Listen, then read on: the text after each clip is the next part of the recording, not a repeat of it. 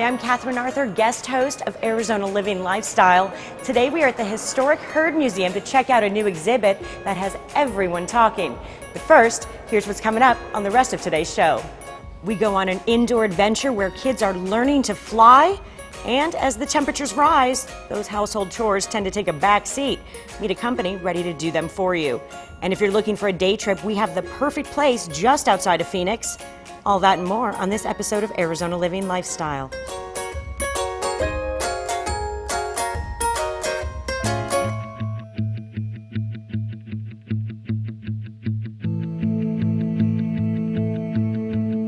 We're here at the historic Herd Museum, and joining me today is Shalia. Thank you so much to tell us more about this incredible place. Welcome. Thank you. Thanks for being here. Absolutely. The Herd Museum has been around since 1929. Tell me a little bit about what visitors can expect when they come.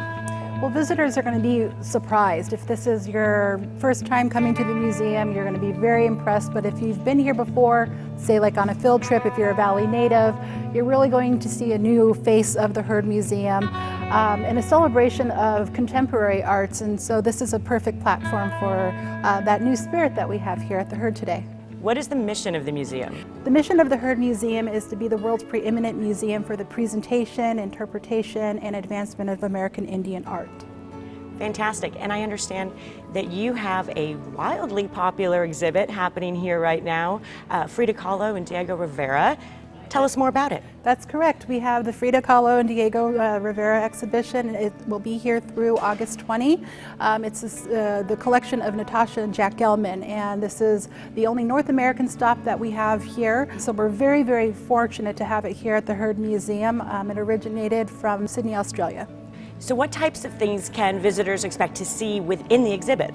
We have 33 masterpieces by Frida and Diego here in the exhibition. So you'll see works by Frida and Diego. You'll also see a very handsome photography exhibition, even photographs that are from Frida's own father, Guillermo Kahlo. So you see a really wide range of their work. You get to see the different types and styles that they've worked in. Diego had a very outward look in his approach with his painting style, and Frida had a very different approach where she internalized her feelings and painted that. So you get to see this dialogue between the two artists that is, put onto canvas, which is really beautiful.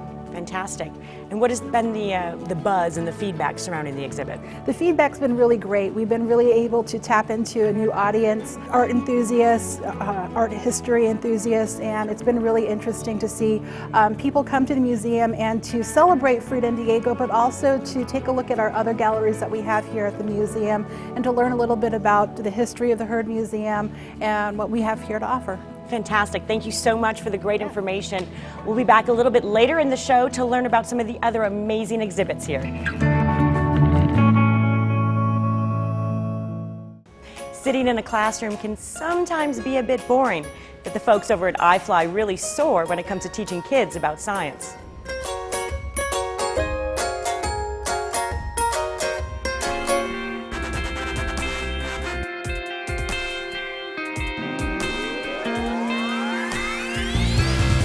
Hi, I'm Mark Kirschenbaum. I'm the STEM educator here at iFLY. Well, iFLY is an indoor wind tunnel. It allows people to fly that's never flown before.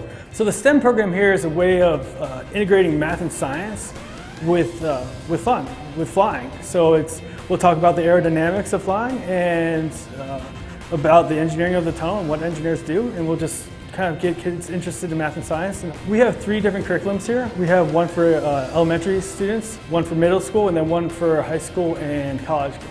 It's multifaceted. They learn the engineering of the tunnel itself, the aerodynamics, wind resistance. There's so many topics that this wind tunnel creates for us to talk about and for them to realize that math and science can be fun, and we create amazing things like this wind tunnel with it.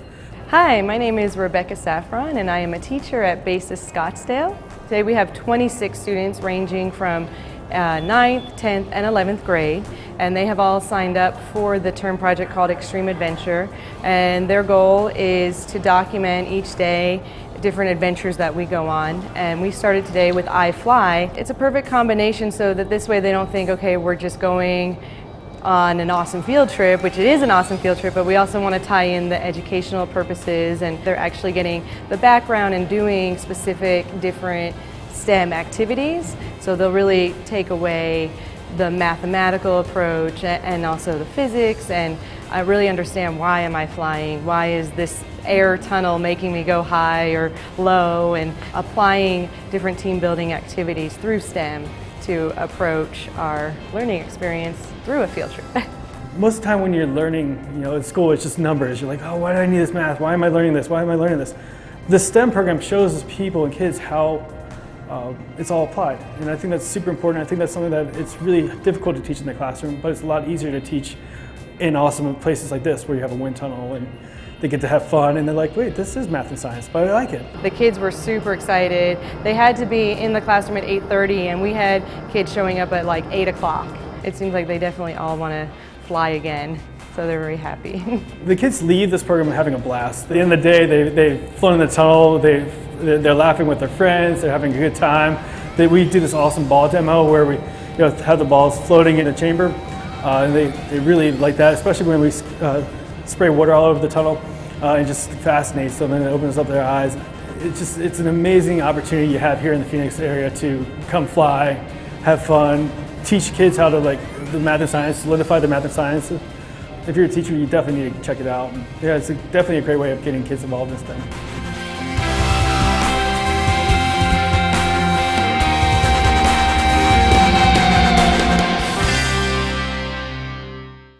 Volunteers are important here at the museum. In fact, about 450 volunteers donate more than 40,000 hours of their time each year. Now that's dedication. Here's more of what's coming up. We'll introduce you to a company that will help out with that honeydew list that just keeps getting forgotten. Plus, see how the Mcdowell Sonoran Conservancy is helping kids appreciate the outdoors.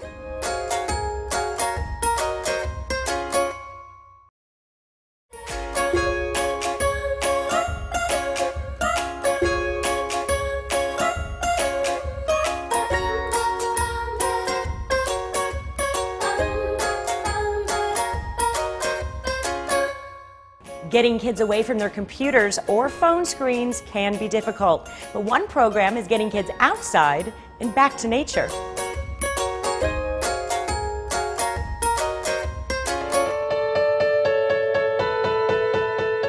Well, this is the second annual Mcdowell Sonoran Conservancy Junior Citizen Science Festival. We've got about 18 booths, more than last year. We have a lot of our research partners out here, like Arizona State University and Scottsdale Community College, Center for Native and Urban Wildlife, Liberty Wildlife, and they're all bringing with them educational materials that the kids can explore and really learn in a hands-on way. It's STEM education in the outdoors. We're trying to show children what it's actually like to work as a scientist in the outdoors, biologist, ethnobotanist, and these various sorts of professions. So we give them a lot of hands-on activities that they can do around the preserve here. It's become a signature event in the Arizona SciTech festivals across the state this year. Again, with help of sponsors like Cox to really grow this event, we think it has a great future ahead of it. In the last decade or so with the internet, kids are just spending a lot more screen time and not getting out so much. And so we really try to encourage getting kids out and re-fostering that appreciation of nature and what's out there. And we feel like by having these booths and maybe piquing their curiosity about certain things that are out there, the critters and these big majestic saguaros, that we hope that can sort of capture their imagination and really try to reconnect them with nature and all those many benefits that can accrue. We have about 75 volunteers here today, including volunteers from Cox Communications and U-Haul. And they've done everything from sit on a committee to help develop this, to design their educational materials, to manning the booths. We could not do this event without our volunteers. Finding a good contractor isn't always easy. I mean, how do you know whom to trust? Well, Monica Nelson introduces us to a company that can help you get the right person for the job. Who hasn't had a bad experience with a contractor? Well, our next guest has turned those bad experiences into something positive. Local TV personality Lisa Hafner is here with My Guy Referrals, and I understand you do have a bad experience. A lot of them, maybe. Does one stick out more than the others? Sadly, yeah, we have had a couple bad experiences. You know, Monica, my husband and I, we bought a very old home. It was 30-something plus years old, and we decided we were going to completely gut it. So that means plumbers, cabinet guys, flooring, you name it. And I didn't know anybody in that business. So I asked a couple of friends, and they mentioned their person or that person, and I hired some of them. Some of them did a good job, but a lot of them did not. The work was not done correctly, and so that meant me having to get somebody else to redo the job. Cost me time, money, and a lot of frustration. So then how did you find My Guy? It was kind of a coincidence. I had a flood in the same home, and that's at the same time that My Guy called me and asked me to be their spokesperson. And when they told me about the company, I thought this is kind of what I've been looking for all along. It was perfect timing. And our home was 40 years old. We needed a new roof again. So I decided to call somebody on My Guy. They came out and they were amazing. They were so courteous. They were so professional. They cleaned up after themselves. They accommodated my schedule with my children. And then my husband actually went up on the roof to check out their work and was bragging about how great they were doing. And they even went the extra mile and added some extra things to make sure that our exterior was just right. So I really can't brag enough about how incredible that company was, but that's the kind of job you can expect from anyone on My Guy. Okay, well, it sounds like using local companies and supporting the community is something that really came from your childhood. Yes, my mom and dad, they owned a beauty salon in Chicago, and every time one of their clients would walk into their business, they made them feel at home. And I watched that as a kid. My parents really prided themselves on making every client feel very, very special. And that's the kind of service you get when you hire a local company, right? They care about the community, so I wanted to support the guy next door just like they supported my parents growing up. Okay, so what was it about My Guy that made you want to put your name behind their service? You know, it may be old-fashioned, but my parents were very hard workers. They always believed the customer should leave the job happy, and that's what My Guy companies do. They make sure that no matter what the project is, the customers are satisfied and happy with the job well done. And we've learned about this 8-step process with My Guy. What is that? Yeah, it's a pretty stringent 8-step process. We have kind of the list, the laundry list of things that you must pass, including being approved by the Better Business Bureau, but they also have to be approved by a board of their peers, including myself. I won't put my name or my reputation behind a company that I don't think will do a fantastic job for a customer. And it is a free service. It's absolutely free, and it's so easy to use. You just have to go to our website, it's myguy.com, and we have a really catchy phone number. It's 602-867-5309. You can sing it and you'll remember it. There you go. Better, yeah. Super easy. So call the phone number or just go to myguy.com. Thanks, Lisa, for being Sure, here. Monica. Call 602 and the number 867-5309. 867-5309. The Herd Museum has expanded to 130,000 square feet since opening its doors in 1929. They have classrooms, a performance space, a cafe, and even a library. Coming up, see how kids are using their artistic side to keep busy this summer. And if you're looking for a cooler getaway, we'll take you just north of the valley for a wine tasting.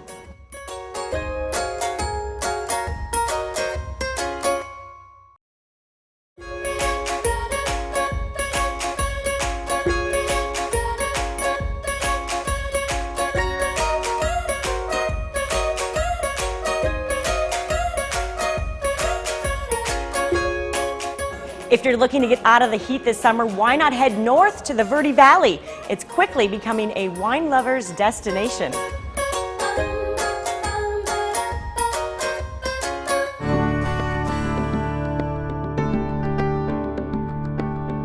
Cottonwood, Arizona is the heart of Arizona wine country. Cottonwood has a lot of history to it. This area that we're in Old Town, used to be known as a bootlegging community way back. And there's a lot of history here. Townspeople have a lot of tradition. They love their community.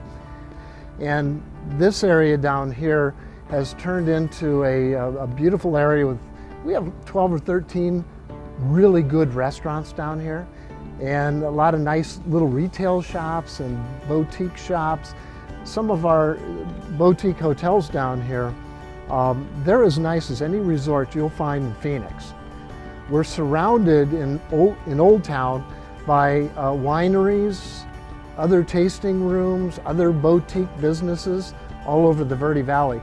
We just happen to be the heart of the Verde Valley and the heart of the Arizona wine industry. So it has a lot to do with the weather and the temperature. Unlike Phoenix, it cools down at night. So it's warm during the day, it cools down during the evening, and that's a great environment for growing grapes. There's so much to see, not just in Old Town Cottonwood, but throughout the whole area. You can add in Camp Verde and Clarkdale and Jerome and Sedona. What's not to like about it? It's just so beautiful. And people will just look at our community and they go, it's a hidden treasure, it's a hidden gem. And so we're getting the word out and letting people know that if they want to get out of town for a day or a weekend or a week, come on up to Cottonwood and you'll have a great time. I mean, it's such a relaxing, laid-back place. I notice when people come here that their blood pressure goes down. Just a lot to offer in our community. Getting kids engaged in the arts is crucial for their learning. And at Phoenix Center for the Arts, painting, music, and dance are all part of their summer programs.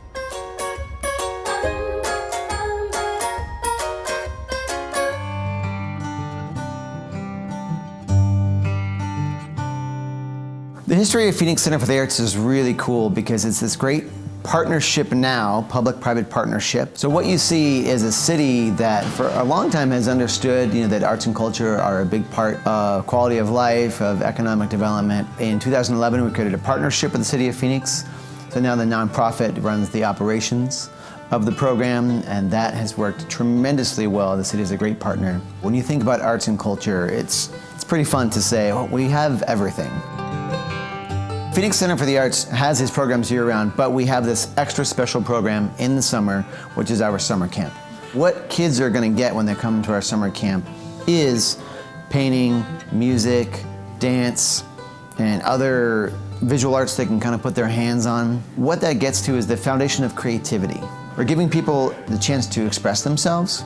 And sometimes they're going to express themselves and say, oh my gosh, I want to become an artist. The important part is the exposure to it. So we give them literally everything. It's arts immersion.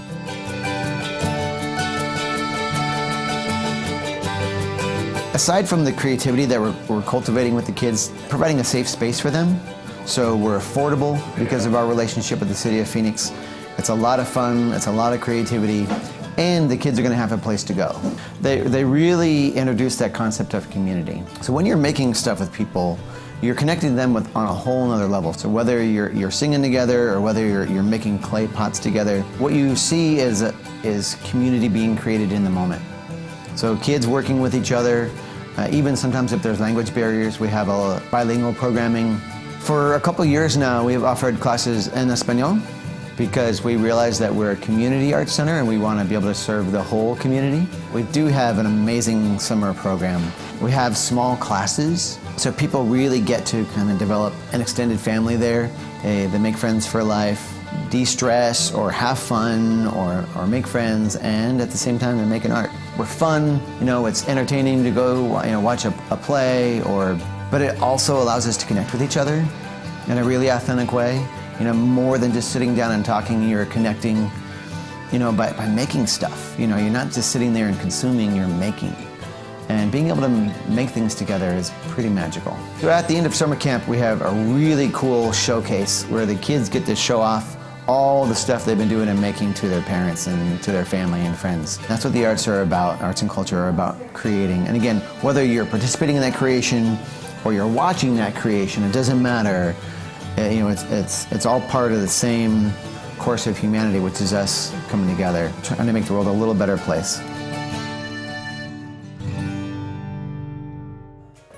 Stick around, we have much more coming up on Arizona Living Lifestyle. We'll show you more of the exhibits here at the Heard Museum and tell you about their free admission days.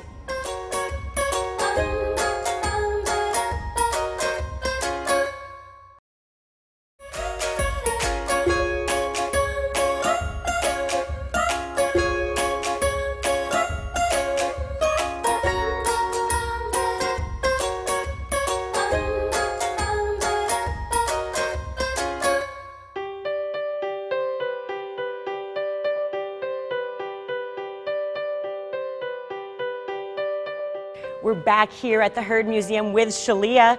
Please tell us about some of the other exhibits currently happening at the museum. Well, we have a wonderful permanent exhibition which is called Home Native People in the Southwest. It's the crux of the museum, reflection of the people that live here in the Southwest, focusing a little on prehistory, but really celebrating the cultures that are alive and thriving here today in the Southwest.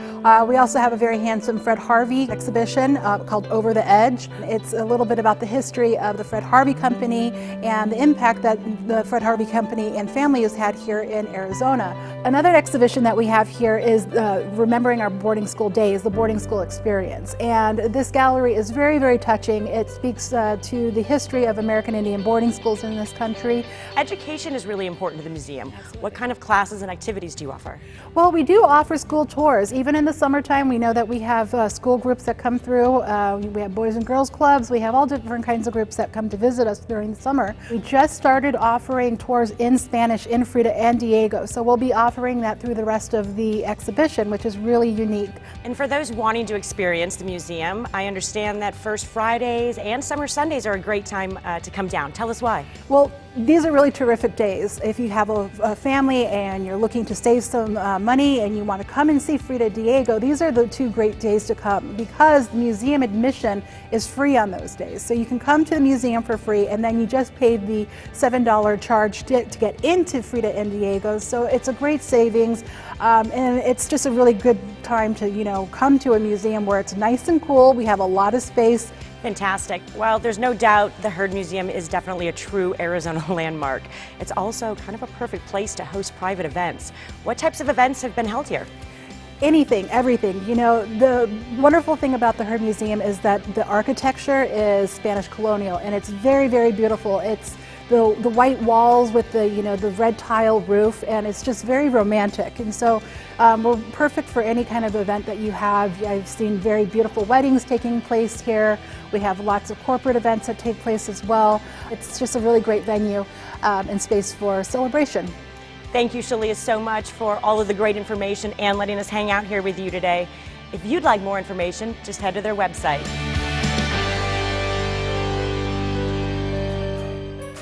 Thank you so much for joining us today. I had a great time here at the Herd Museum, and I hope we've piqued your interest to come and see it for yourself. We'll see you next time on Arizona Living Lifestyles, where we help you live your best life.